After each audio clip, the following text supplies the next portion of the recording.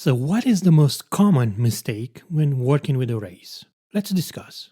The problem most beginner programmers have is the fact that arrays are value type in Swift and not reference type. But what does it mean exactly? It means that we need to be careful when assigning elements from an array to separate variables. Their values get copied, not referenced. So, in this example, when we assign the element at index 1 to a new variable, let's call it element, the new variable gets a copy of the element at index 1. Now, when we change the variable's value, its value gets changed indeed, but the original array element at index 1 is not changed at all. In order to fix this, we need to change the element in the array directly and not just a copy of it.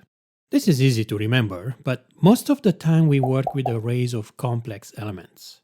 Let's consider this example. An array called people, an array of a custom struct of our own called person.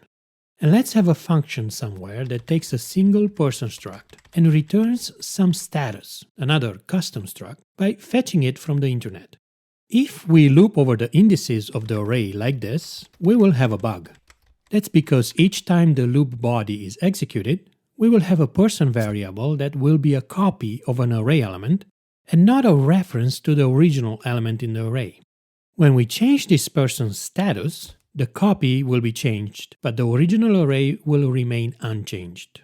So this last line of code will need to be changed. There's no point in changing the copy. We will need to change the original element in the array instead, based on its index. So people at index dot status gets a new status for that person.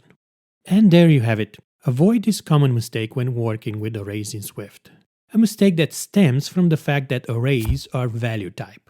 When looping over arrays, remember that assigning an element to a new variable makes a copy of that element. So changing that copy alone will not do any good. We need to remember to update directly each element in the array, and thus staying bug-free.